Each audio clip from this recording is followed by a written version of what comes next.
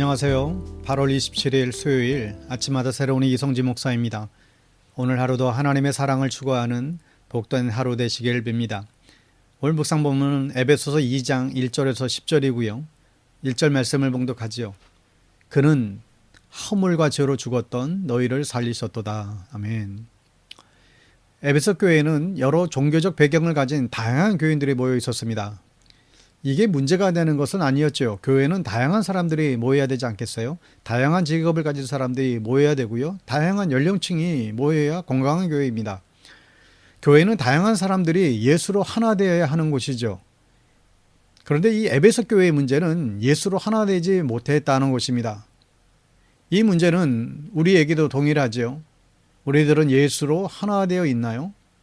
에베소서의 말씀을 우리들에게 주시는 말씀으로 받기를 바랍니다. 구약성경 열왕기하 7장에 보면 북이스라엘의 수도인 사마리아 성에 시리아 군대에 포위되는 사건이 벌어지죠. 북이스라엘의 왕은 항복하지 않고 끝까지 문을 잠그고 견디기로 작정을 합니다. 시리아 군대도 굶어 죽을 때까지 밖에서 버티기로 하죠. 포위는 장기간 이어졌고 사마리아 성에는 먹을 것이 떨어져서 심지어 사람을 잡아먹었다는 기록까지 나옵니다. 그래도 왕은 항복하지 않았지요. 다 굶어도 왕은 안 굶었기 때문 아닐까요? 그때 4명의 나병 환자들이 결단을 합니다. 어차피 며칠 지나면 굶어서 죽을 건데 이럴 바에 시리아 군대에게 가서 구걸이나 하다가 죽겠다는 생각을 합니다. 그래서 그들이 시리아 군대의 진영으로 봤더니 시리아 군대가 자신들의 식량과 무기를 모두 버리고 허둥지둥 자기 나라로 철수한 거예요. 하나님께서 시리아 군대를 겁을 줘서 그들을 철수시켰던 것이죠. 이에 4명의 나병 환자들은 실컷 먹고 이 복된 소식을 사마리아 성에 전해줍니다. 참 유명한 성경의 이야기이지요. 이 이야기가 복음을 잘 설명하고 있는 말이기도 합니다. 나병 환자들은 살아 있었습니다. 그러나 산 것이 아니기도 했지요. 어차피 며칠 뒤면 죽을 것이 분명했기 때문입니다. 오늘 1절 말씀에 여러분도 전에는 허물과 죄로 죽었던 사람들입니다. 여러분, 우리의 인생도 마찬가지죠. 우리도 지금 살아는 있지만 죄 때문에 죽음을 향하여 나가고 있던 사람들이죠. 예수님 아니면 우리는 얼마 동안 이 땅에 살다가 죽을 인생이기 때문에 그래요. 3절에 보면 우리의 상태가 진노의 자녀라고 나와요. 우리들은 진노의 자녀들이었습니다. 그러나 예수님을 통해서 우리는 새 생명을 얻었죠.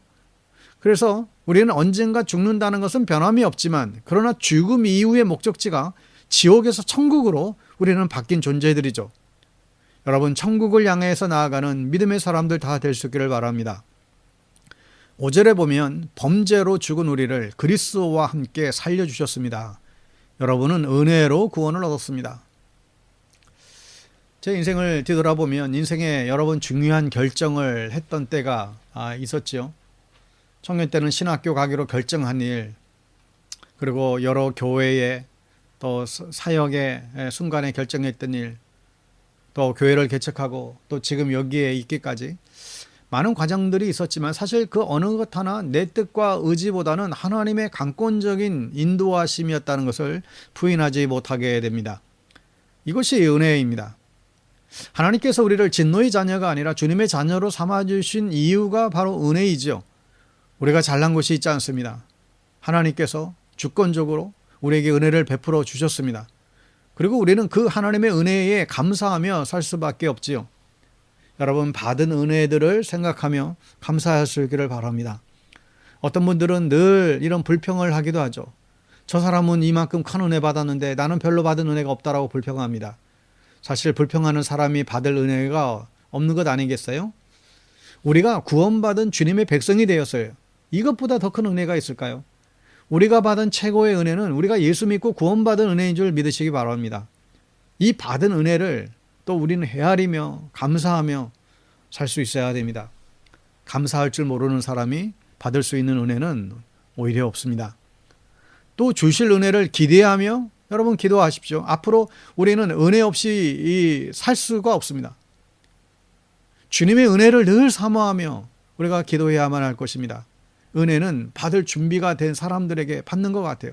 은혜는 사모할수록 받을 수 있습니다.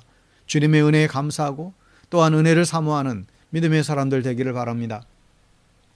오늘 2장 8절에 보면 너희는 그 은혜에 의하여 믿음으로 말미암아 구원을 받았으니 이것은 너희에게서 난 것이 아니요 하나님의 선물이라.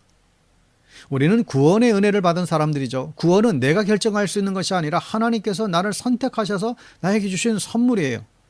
여러분, 선물은 내가 잘해서 받는 게 아니잖아요. 잘해서 받는 것은 상이고 아무 이유 없이 받는 것이 선물이에요. 우리는 하나님의 이 구원의 선물을 받은 사람들이죠. 10절에 보면 우리는 하나님의 작품입니다. 선한 일을 하게 하시려고 하나님께서 그리스도 예수 안에서 우리를 만드셨습니다. 하나님께서 이렇게 미리 준비하신 것은 우리가 선한 일을 하며 살아가게 하시려는 것입니다. 자, 우리들은 하나님의 작품이래요. 여러분, 작품이 뭘까요? 여러분, 작품은 공장에서 찍어내지 않습니다.